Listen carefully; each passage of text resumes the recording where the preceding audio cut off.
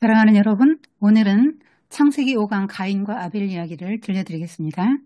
강의 들어가기 전에 지난 시간 복습 잠깐 할게요. 창세기 1, 2장은 좋음의 연속이었죠. 하나님 보시기에 좋았더라, 좋았더라, 좋았더라. 일곱 번째는 하나님 보시기에 심히 좋았다고 나옵니다. 그런데 오늘날 이 세상을 보면 좋은 게 별로 없지요. 곳곳에 분쟁이 있고 갈등이 있고 사고가 일어나요. 테러, 전쟁이 일어나고요. 끔찍한 범죄가 일어납니다. 강자의 압제로 인한 약자의 부르짖음과 탄식이 있고요. 사람들 간의 관계들이 다 깨져 있어요. 하나님 보시기에 심히 좋았던 이 세상이 오늘날 왜 이렇게 고통과 슬픔과 눈물과 쇠함과 썩음, 질병과 죽음, 결핍, 실패와 좌절 등이 끝없이 있게 되었는가? 수많은 전문가들이 나름대로 원인을 분석하고 해결책을 제시합니다. 그런데 그런 것들은 다 피상적이에요. 성경은 그 원인을 죄 때문이라고 말합니다. 바깥에서 죄의 세력이 침투해 들어와서 사람의 마음이 부패했다는 거예요. 우리는 가난, 질병, 고통, 죽음 같은 것을 불행이라고 생각하는데요. 성경은 그런 것들은 타락의 결과와 현상일 뿐 사람의 마음이 부패한 게 근본적인 원인이라는 거예요. 뿌리 되는 문제는 내면의 죄와 부패와 타락에 있다고 봅니다. 그런 본질적인 문제가 다루어지기 전에는 피상적일 수밖에 없는 거죠. 궁극적인 사람의 문제는 인문학이나 사회과학이나 철학, 생물학, 과학이 내는 어떤 대안으로도 다뤄줄 수 없어요. 사회운동 같은 걸로도 안 됩니다. 그런 것으로 죄를 다뤄낼 수 있나요? 문제의 원인과 해결책은 세트로 가는데요. 가난이 문제다. 그러면 가난을 해결하기 위한 대안들이 제시되는 거고요. 고통이 문제다. 그러면 고통을 없애거나 피하기 위한 대안들이 제시되는 거예요. 성경은 더 깊이 들어갑니다. 불행을 불러온 본질적인 원인이 뭐냐? 죄 때문이라는 거죠. 그렇다면 죄 문제를 해결하는 것이 근본적인 해결책이 되는 것입니다. 마음의 부패와 타락으로 인한 죄가 근본적인 문제이기 때문에 성경은 부단히 말씀과 성령으로 마음의 변화를 받기를 촉구하는 거예요. 창세기 3장은 오늘날 이 세상을 해석하고 근본적인 해결책을 제시하는 유일하고도 참된 방법을 제시합니다. 예수 그리스도의 복음이 내는 대안만이 유일한 해결책이라는 거죠. 타락은 영어로 fall인데요. F를 대문자로 쓰면 아담의 원죄가 됩니다. 인간은 하나님의 형상으로 지음받은 고귀한 존재였는데 사탄의 미혹을 받아 더 높이 올라가려다가 아래로 뚝 떨어졌다는 거예요. 그래서 사람은 구원이 필요해요. 원래대로 회복되는 게 구원이라 그랬죠. 하나님이 없는 인본주의의 토대를 둔 세상 학문들은 성경과 반대로 말합니다. 진화론은 인간은 미숙하고 불완전한 존재인데 점차 완전해진다고 봐요. 도덕적으로도 점점 더 나은 존재가 된다고 봅니다. 진화론에 따르면 공부를 많이 하면 할수록 더 도덕적인 사람이 되는 거예요. 죄를 죄라고 말하지 않습니다. 미숙함, 불완전함, 한계, 장애, 결핍이라고 말합니다. 외부 조건이 문제니까 좋은 환경을 갖춰주고 교육을 많이 시키는 게 해결책이 되는 거예요. 그런데 정말 좋은 환경에서 교육을 많이 받으면 존귀해질까요? 내면에 하나님이 없이 죄로 가득한데요. 사람의 가치는 하나님으로부터 오는 것이지 자기개발, 발전, 교육, 교양, 철학으로 고양되지 않아요. 교육을 아무리 많이 받아도 내면에 하나님이 없으면 동물과 다를 바 없고 그 많은 지식으로 오히려 더 악한 일을 해요. 일반 사회 심리 교육 상담은 결핍이 문제라고 말하죠. 어렸을 때 부모 환경이 안 좋아서, 물리적 환경이 안 좋아서 내 책임은 아닌 거죠. 죄된 본성을 다 어릴 때의 환경 책임으로 돌려서 부모님을 원망하게 만듭니다. 그런 전문가들의 말에만 귀를 기울이지 말고요. 성경이 말하는 거에 귀를 기울여 보세요. 정말 결핍 때문에 죄 짓습니까? 결핍 때문에 성격이 그렇게 된 겁니까? 아담이 뭐가 결핍된 환경에 있었나요? 하나님의 사랑, 아내의 사랑, 물질적 환경도 다 풍족했어요. 죄를 지을 유전자를 물려받은 것도 아니에요. 그런 완벽한 환경에서 죄를 지었잖아요. 뭔가 부족한 환경이라 사람이 죄를 짓고 왜곡된 품성을 갖게 되는 게 아니에요. 결핍 때문에 죄를 짓는다면 모든 환경이 갖춰진 사람은 죄를 지으면 안 되는 거잖아요. 타락은 사람이 하나님 노릇하려고 하다가 일어난 일인데요. 세계관의 변화예요. 하나님 중심에서 나 중심으로, 신본주의에서 인본주의로 세계관이 바뀌는 겁니다. 구원은 뭡니까? 하나님께 주권을 양도하는 거죠. 하나님이 나의 왕이시고 나는 그분의 백성임을 철저히 인정하는 것입니다. 4강에서 미흡했던 부분을 보충해 줄게요. 인간은 자유한 존재죠. 인간은 누구나 자유를 추구합니다. 왜 그럴까요? 인간이 하나님의 형상으로 지음받았기 때문입니다. 하나님께서 인간에게 자유한 하나님의 속성을 나눠주셨어요. 하나님은 무한히 자유로우시죠. 아무도 하나님을 통제하거나 하나님에게 명령할 수 없어요. 그런데 티끌로 만든 인간에게 이 자유의지를 주신다는 것은 굉장히 위험천만한 일인데 왜 주셨을까요? 우리가 하나님을 자발적으로 사랑하고 기쁨으로 섬기기를 원하셨기 때문이에요. 자유한 존재만이 마음에서 우러나는 찬양을 드릴 수 있고 그것이 하나님에게 진정한 기쁨이 됩니다. 자동인형이나 로봇이 찬양한다면 그게 뭐가 기쁨이 되겠어요? 기계적이거나 타의에 의해서 억지로 하는 것은 하나님이 원하시는 게 아니에요. 하나님 나라는 자발적인 순종이라는 특징을 갖고 있어요. 하나님 나라는 자유한 나라이고 하나님의 백성은 자유합니다. 하나님은 전지하시죠. 인간이 선악과 따먹을 걸 아셨어요. 그런데 왜 자유의지를 주셨을까요? 인간 스스로 선을 택하고 죄와 악을 이기며 살아가기를 원하셨기 때문입니다. 하나님께서 인간에게 자유한 하나님의 형상을 나눠주셨고 인간의 자유를 침해하지 않으시고 그 무엇을 강제하지 않으세요. 인간을 그만큼 믿어주시고 존중하셨어요. 하와가 선악과를 딸 때 하나님이 그것을 강제로 막지 않으셨어요. 하나님은 강압적으로 사람을 다루지 않으십니다. 그리고 우리가 왕권 대행자로서 왕처럼 살면서 하나님 나라를 이 땅에 세워가라고 자유를 주셨어요. 자유가 있어야 왕권을 행사하면서 세상을 다스리죠. 누구의 명령과 통제를 받는다면 그는 왕의 역할을 잘 이행할 수 없어요. 이 자유를 잃어버리지 않는 게 중요합니다. 원래 아담과 하와는 자유로운 존재로 창조되었고 완전한 자유를 누리고 있었는데 사탄이 그들이 자유롭지 못하다고 생각하게 만들고 하나님은 인간의 자유를 구속하는 나쁜 분이라고 인식하게 속였어요. 그들은 무제한의 자유를 갈망하여 사탄의 말을 듣고 사탄에게 순종해서 자발적으로 사탄에게 주권을 양도합니다. 자유한 하나님 형상으로 지음받은 자유로운 인간이 사탄의 종으로 전락한 거예요. 그래서 서열이 바뀝니다. 하나님이 1위, 하나님의 형상으로 지음받은 인간이 2위, 천사가 3위였거든요. 그런데 인간이 악한 천사의 아래로 내려가 사탄의 지배를 받고 살게 된 거예요. 현대 사회에 만연한 중독 현상들은 다 자발적으로 자신의 그 고귀한 자유를 그 대상에게 내어준 거예요. 일단 얽매이면 그에게는 아무런 자유가 없어요. 끊지 못합니다. 그게 소비든 술이든 마약이든 미디어든 디지털이든 돈이든 일이든 성이든 그것들은 처음에는 내가 선택한 것인데요. 나중에는 인간을 사로잡아 종으로 부리고 인간의 존엄성을 다 잃게 만들고 파멸시킵니다. 자유가 아니면 죽음을 달라. 이렇게 연설한 혁명가도 있는데요.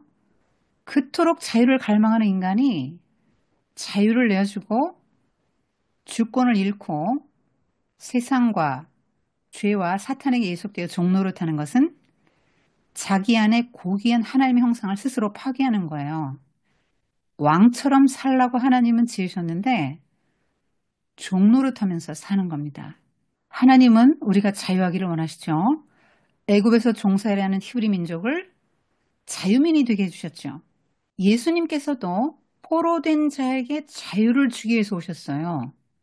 얽매인 자에게 자유를 주기 위해 오셨습니다. 진리가 너희를 자유케 하리라 말씀하셨는데요. 진리는 예수님입니다. 성경에서는 곳곳에서 자유에 대해서 말씀하고 있어요. 그러니까 우리는 그 자유로 하나님을 영화롭게 할 수도 있고요. 육체의 기회를 삼고 나를 영화롭게 할 수도 있습니다. 이것은 그림을 보면서 이야기해 줄게요. 에덴 동산의 두 나무가 말하는 것은 자유로운 선택과 선택에 따르는 책임입니다. 생명나무는 흙으로 지어진 인생이 한계를 극복하고 영생을 얻을 수 있다는 약속이 실린 나무예요. 선악과는 창조주와 피조물의 경계선 역할을 했고 먹으면 죽는다는 경고가 실려 있습니다. 생명이냐 죽음이냐 둘 중에 하나를 선택하라. 선택에 따라 내 운명이 갈린다고 두 나무는 말하고 있습니다. 이 선택에 하나님은 강제하거나 간섭하지 않으세요. 하나님은 모든 결정을 우리가 내리고 그 선택에 따르는 책임도 우리가 지도록 하셨어요. 자유에는 책임이 따릅니다. 인간은 언제나 이 두 나무 사이에 서 있죠. 우리 마음 중심에 두 나무가 있어요. 뱀이 등장합니다. 뱀은 사탄이죠. 성경이 옛 뱀, 사탄이라고 분명하게 말하고 있고 이 뱀이 동물은 알지 못하는 천상계의 비밀을 알고 있어요. 그리고 또 언어를 사용합니다. 언어는 인간이 하나님과 교통하고 땅과 만물을 다스리도록 하나님이 주신 선물이에요. 영적인 존재만 언어를 사용할 수 있어요. 하나님, 천사, 인간. 동물은 언어 사용 못하고 천상계 비밀을 알 수 없어요. 그리고 하나님 말씀을 정면에서 뒤집죠. 죽는다 했는데 죽지 않는다. 이렇게 뒤집어요. 그리고 인간에게 범죄를 부추겨서 하나님과의 관계를 깨뜨리고 결국 하나님 나라를 파멸시키려 한다는 점에서 뱀은 반하나님적인 사악한 존재가 변장하고 나타난 겁니다. 사탄의 전략은 정체를 숨기는 거예요. 교묘한 변장술로 천사 같은 신학자처럼 여호와 하나님의 이름을 내걸고 하와에게 말을 겁니다. 그리고 하나님 말씀을 교묘하게 변형시켜서 하와에게 혼란을 일으키죠.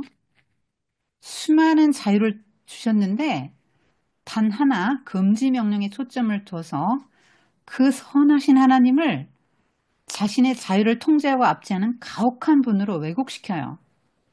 오늘날에도 교회 다니면 구속당한다고 생각하게 만들고 믿음으로 인해 누리게 되는 수많은 자유는 생각하지 못하게 만들어요. 죄와 죽음으로부터의 자유, 타인의 평판으로부터의 자유, 두려움과 염려로부터의 자유, 그리고 미신에도 얽매이지 않게 하고요. 하나님과 예수 그리스도 외에 다른 것에는 매이지 않게 돼요. 굉장히 자유합니다. 그리고 하나님은 죽고 죽으리라, 정령 죽으리라 이렇게 경고하셨는데 결코 죽지 않는다. 하나님처럼 된다 이렇게 하나님 말씀을 정면에서 뒤집고 죄의 결과를 약화시키죠.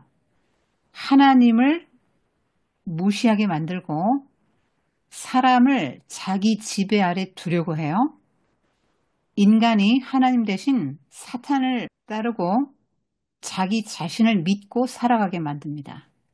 하와는 사탄과 대화를 하죠. 뱀이 말을 하면 왕적 다스림의 권세를 사용해서 말을 못하게 해야죠. 그런데 대화를 합니다. 뱀의 말을 듣는 순간 하와의 관점이 바뀌어요. 하나님은 선하신 분인데 나쁜 분으로 인식이 되고요. 이 선악과 열매가 자기를 하나님보다 더 지혜롭게 해줄 것으로 보였어요. 그리고 하나님의 선악의 판단보다 내 스스로 판단을 하고 사는 게 더 선하게 느껴집니다. 그래서 그들은 뱀의 말에 용기를 얻고 담대히 선악과를 따먹습니다. 고의적으로 하나님의 말씀을 거역하고 피조물이 창조주가 되려고 한 거죠. 이 장면이 말하는 게 무엇입니까? 인간에게는 마음에 하나님 두기를 싫어하고 하나님의 간섭을 싫어하고 주체적으로 살려고 하고 자꾸만 하나님이 정해주신 경계를 넘으려고 하고 하나님의 기준을 사람의 기준으로 바꾸기를 좋아하는 경향성이 있다는 거예요. 선악과를 따먹은 것은 하나님의 권위에 대한 중대한 도전이고 하나님으로부터의 독립선언, 이혼선언, 주체적인 삶의 선언, 사람 편에서의 언약의 율법을 파괴한 거예요. 자율이 뭡니까? 셀프로 하나님의 지배에서 벗어나 스스로 율법을 세운다는 말이에요. 하나님의 선악 판단 기준보다 자기 이성의 능력과 직관이 더 나아 보인단 말이에요. 하나님을 경외하는 것이 지식의 근본인데요. 인간은 자기 안에서 찾으려 한 것이죠. 이 인본주의죠. 하나님보다 자기를 더 사랑하는 자기애, 이기심, 욕망의 충족, 우상숭배, 자아실현을 의미합니다. 하나님을 영화롭게 할 인간이 자기중심적이 되어서 자기를 영화롭게 하려고 한 것이죠. 하나님 중심에서 자기 중심으로 바뀌는 것, 이것이 원죄의 본질이에요. 하나님이 자유의지를 주셨는데 따먹을 수도 있고 따먹지 않을 수도 있었거든요. 그런데 그 자유의지를 가지고 하나님을 영화롭게 해야 되는데 자기 욕망을 충족시키는 데 썼다는 거예요. 자유의지를 오용하고 남용한 것이죠. 왕과 제사장과 선지자로 세움받은 아담은 새 영역에서 모두 실패합니다. 에덴을 지키라 했는데 뱀의 침입을 허용했죠. 뱀이 말을 걸면 내쫓아야 되는데 다스림의 왕적 권세를 발휘하지 못하고 또 선지자로서 범죄하는 하와에게 죄의 결과를 말해주면서 제지하지 않았어요. 제사장으로서 범죄한 하와를 하나님께 데리고 가 죄의 용서를 빌지 못하고 오히려 동조했지요. 첫사람 아담은 실패자예요. 범죄의 결과 사탄의 말대로 눈이 밝아지긴 했는데요. 하나님처럼 된 것이 아니라 죄의 눈을 떠요. 자기의 수치와 비참과 추함과 형벌과 공포를 인식하는 눈이 열립니다. 그래서 숨어요. 사탄은 죄가 그러한 불행을 가져다 준다고 말하지 않습니다. 죄가 엄중하다. 죄를 지으면 불행해진다고 말하는 것은 성경밖에 없어요. 원래 사람은 하나님의 형상으로 지음받았기 때문에 하나님처럼 영광스러웠단 말이에요. 그러한 존귀와 영광의 빛이 몸에 서려 있었는데 죄를 짓자 그 영광이 산산이 깨져버리고 초라해진 알몸이 드러납니다. 수치를 느껴서 가리고 숨습니다. 사람은 죄를 지으면 죄를 정직하게 직면하고 회개하려 하지 않고 숨고 가리려고 하는 경향성이 있다는 말이에요. 전에 사람이 하나님과 올바른 관계에 있을 때는 몸과 영혼이 완벽하고 조화롭게 기능을 수행했거든요. 몸과 마음 사이에 아무 갈등이 없었어요. 서로 벌거벗고도 부끄럽지 않았다 그랬잖아요. 감출 게 없었단 말이에요. 그런데 인간이 범죄한 순간 육신의 상태, 부패의 상태로 떨어집니다. 그래서 몸과 마음의 균형을 잃어버리고 가장 먼저 성에 대한 인식이 왜곡되어서 자기들의 몸을 부끄러워하면서 가립니다. 이것이 현대의 성의식, 성에 대해 생각하고 읽고 말하고 바라보는 일의 시작입니다. 그들은 무화과 잎으로 치마를 만들어 치부를 가리고 나무 뒤로 숨습니다. 나는 죄인이 아니라 고귀한 사람입니다. 이 수치를 가리기 위한 인본주의적인 모든 노력이 무화과 잎에 해당됩니다. 학벌, 소유, 직업, 외모, 업적, 도덕적 행위, 종교적 행위, 교회의 직분, 철학, 박애주의, 이타주의, 고상한 취미, 사상, 환경운동, 정의로운 사회운동 같은 것들이에요. 속의 죄는 그냥 두고 겉만 포장하는 거예요. 본질적인 해결은 안 되는 것이죠. 그런데 이 무화과잎 치마는 해가 뜨면 돌돌 말리고 부스러져요. 그들의 수치를 가리기에는 불충분하죠. 그래서 하나님이 양을 잡아 가죽 치마를 만들어 주십니다. 이것은 장차 예수 그리스도의 십자가 죽음을 통해 입혀주실 의의 옷을 의미해요. 인간은 자신의 수치를 다룰 수 없어요. 인간은 스스로를 구원하지 못합니다. 죄가 가져오는 수치심과 두려움을 해결하는 길은 예수 그리스도를 믿는 것뿐이에요. 여기 보면 하체를 가렸지 않습니까? 그런데 십자가에 달리는 모든 죄수들은 다 벌거벗었습니다. 예수님이 십자가에서 수치를 당하실 이유가 아무것도 없는데 왜 당하셨죠? 우리의 죄로 인한 수치심을 해결해 주시기 위해서예요. 주님이 대신 수치를 당하셨죠. 그래서 수치의 문제를 해결해 주셨습니다. 그리고 두려움의 문제는 어떻게 해결됩니까? 십자가에서 살이 찢겨 죽으실 때 그룹들이 수놓인 성소의 휘장이 위로부터 쭉 찢어져서 죄인이 하나님 앞에 두려움 없이 나아가게 해주셨죠. 휘장 가운데로 난 새 길. 휘장은 그의 육체니라. 성경이 이렇게 말씀합니다. 요게 성막인데요. 여기가 성소고 여기가 지성소인데요. 지성소의 휘장에는 그룹 천사들이 수놓여 있습니다. 요 지성소 안에는 시은좌가 있는데 하나님의 보좌입니다. 그룹 천사들이 양 날개를 맞대고 있습니다. 대제사장이 1년 1차만 들어갈 수 있어요. 아무나 못 들어가요. 그런데 성소와 지성소를 나누던 휘장이 위로부터 쭉 찢어져서 새로운 길이 났습니다.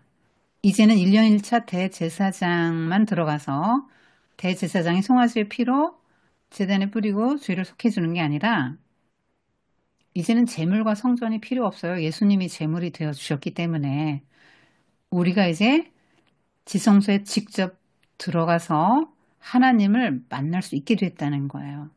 여기 에덴에서 아담과 추방당할 때 그룹 천사가 두루도는 화려한 검을 가지고 에덴의 성소를 지킵니다. 그런데 예수님이 이 불칼을 대신 맞으신 거죠. 그래서 죄인이 다시 예수 그리스도로 말미암아 생명나무에 접근할 수 있도록 해주셨다는 거예요. 생명나무는 예수님이죠. 왜 하나님께서는 인간의 타락의 가능성을 다 아시면서도 뱀의 침입을 허용하셨을까요? 시험과 연단을 거쳐서 천국에 들어가게 하기 위함입니다. 완전하게 지음받은 아담과 하와도 연단을 거쳐 천국에 들어갔는데 죄 가운데 태어난 우리가 연단과 검증 없이 천국에 들어갈 수 있겠어요? 죄가 없었다면 죽음을 보지 않고 그대로 영생으로 들어갔겠지만 죄로 인해서 이제 사람은 고통과 죽음을 통과해야만 천국에 들어갈 수 있게 됐어요. 사람은 고통 속에서만 하나님 나라를 사모하고 메시아를 소망하거든요. 또 죄가 들어오면서 안식이 사라지고 사람 자체가 망가졌거든요. 그것을 알면서도 전능하신 하나님이 뱀의 침입을 막지 않으신 이유는 예수 그리스도를 통해 주시는 진정한 안식을 사모하게 하시고 마지막 날에 그 안식을 우리에게 주시기 위해서예요. 그리고 예수로 말미암는 구원이 이루어지게 하려는 것입니다. 하나님은 범죄하는 인간도 사랑하셔서 구원에 이르는 길을 예비하셨습니다. 창세기 3장 15절에 여인의 후손이 뱀의 머리를 밟고 뱀은 여인의 후손의 발꿈치를 상하게 할 것이라고 예언하셨습니다. 메시아가 뱀에게 발꿈치를 상하게 된다는 것은 십자가에 죽는 고난을 겪을 것을 말합니다. 메시아가 뱀의 머리를 짓밟아 뱀이 최종적으로 패배하는 것은 죄와 사망의 권세가 무력해진다는 말이에요. 독생자를 통한 구원은 하나님의 지혜입니다. 하나님과 사람 사이에 유일한 중보자 역할을 감당하려면 신성과 인성이 둘 다 필요하죠. 그리고 사람은 누구나 자기 죄로 죽기 때문에 사람은 다른 사람의 죄 문제를 해결해 줄 수 없어요. 죄 없는 사람만이 다른 사람의 죄를 감당할 수 있거든요. 그러니까 죄 없으신 예수님만 우리 죄를 대속할 수 있는 거죠. 그래서 예수님은 사람으로 오셨어야 되는 거예요. 그리고 인간이 되어서 인간의 벌을 짊어지지 않고는 사람을 구속할 수 없어요. 사람이 죄를 범한 이후에 그 벌이 사람의 본성에 지어져야 대속이 되기 때문이에요. 그 벌의 대가에는 몸과 영혼의 고통도 포함되는데 이것은 오직 사람만이 짊어질 수 있지요. 하나님이 이런 고통을 경험할 수 없어요. 신은 죽지 않죠. 그리고 벌거벗은 수치를 대신 당하셔야 죄로 인한 우리의 수치 문제가 해결되는데 수치를 당하려면 몸이 필요해요. 이사야서에 따르면 그가 채찍에 맞음으로 우리가 나음을 입는데요. 몸이 있어야 채찍에 맞게 되죠. 히브리서에 따르면 피 흘림이 없이는 사함이 없는데 몸이 있어야 피 흘리고 죽는 재물에 대해서 대속이 가능했습니다. 그리고 이미 임한 하나님 나라와 아직 임하지 않은 하나님 나라 사이의 중간기에 하나님은 언약 백성의 충성심을 시험하고 악과 거짓에 맞서 싸우도록 그들을 가르치기 위해 사탄의 활동을 허용하십니다. 하나님은 범죄한 인생들을 버리지 않고 찾아오십니다. 회개하면 용서해 주시려고 찾아오세요. 그런데 아담은, 요 손가락 끝 보세요. 아담은 여자에게 책임 전가를 하고요. 그것도 모자라서 하나님께서 주신 저 여자, 그래서 하나님까지 같이 비난합니다.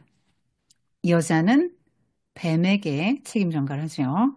이들이 충성을 바치는 왕은 사탄이고 사탄의 말에 순종하는 자기 자신입니다. 하나님의 왕권과 주권을 인정하려고 하지 않아요. 그들의 말은 내가로 채워져 있습니다. 한 나라의 왕이 둘일 수 없지요. 그래서 사탄과 자기 자신을 왕 삼은 이 아담과 하와가 하나님 나라에서 쫓겨나는 거예요. 이들은 각각 형벌을 받고 에덴에서 추방당합니다. 그까지 열매 하나 따먹은 거 용서해 주시지 왜 그리 큰 벌을 주시나? 그런데 이들이 받은 형벌의 크기를 보면 그들의 죄가 얼마나 중한지를 알 수 있어요. 회개하지 않은 죄는 반드시 형벌을 불러옵니다.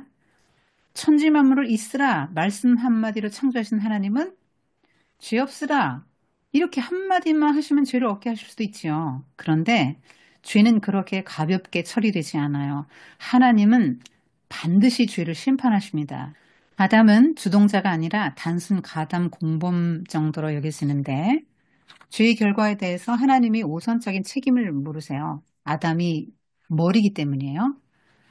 아담은 온 땅을 다스리는 자로 세워졌는데 범죄하자 땅이 함께 저주를 받습니다. 그래서 인간과 피조세계의 조화로운 관계가 깨져요.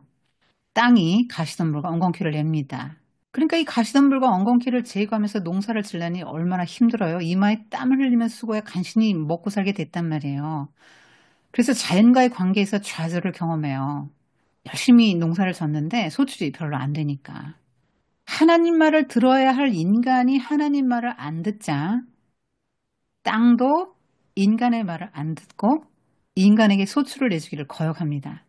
땅을 정복하고 다스리라고 했는데 관계가 뒤집힌 거예요. 그리고 죽는 존재가 됩니다. 그들은 영적으로 먼저 죽어서 하나님과의 단절을 경험해요. 육적으로도 죽어 흙으로 돌아갑니다.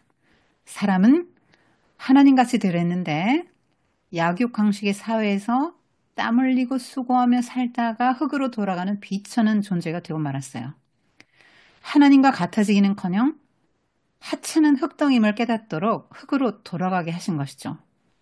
인간이 얼마나 무가치하며 한계가 있는 존재인지 깨우치시고 하나님이 되려고 한 교만한 인생을 낮추시는 거예요. 인간은 고통과 죽음을 통과해야만 천국에 들어갈 수 있게 되었습니다. 여자는 해산의 고통과 남편을 향한 반항심의 형벌을 받아요. 왜 해산의 고통을 허락하셨을까요?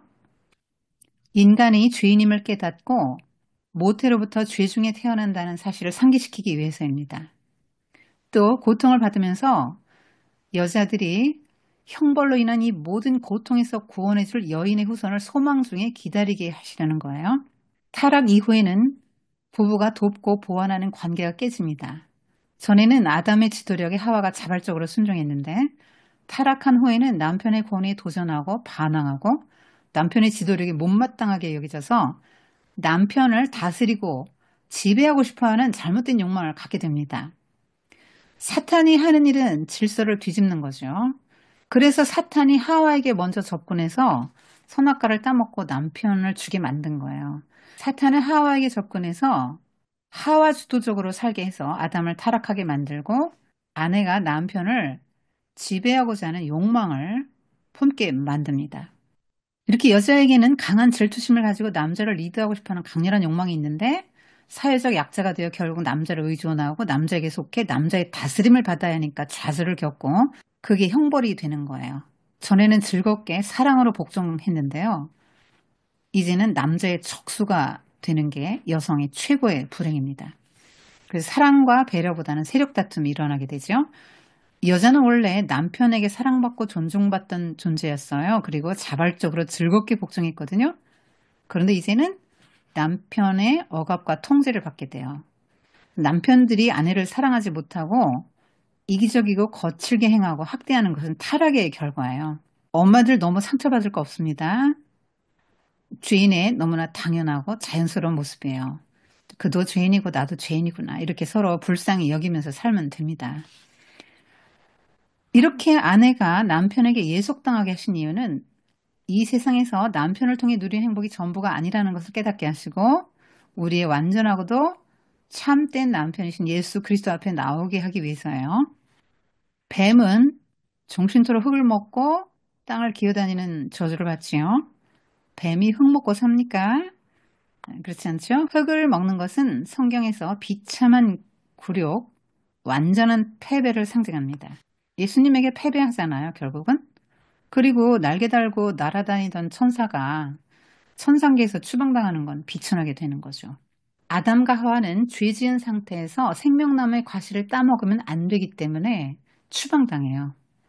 하나님은 두루 도는 화염검을 가진 그룹 천사들에게 생명나무에 이르는 모든 길을 지키게 하십니다. 이제 죄로 인해서 늙고 병들고 죽게 됐는데 이렇게 늙고 병들고 고통 가운데 있는 사람이 생명나무 과실을 따먹고 영생을 얻게 되면 안 되지 않습니까?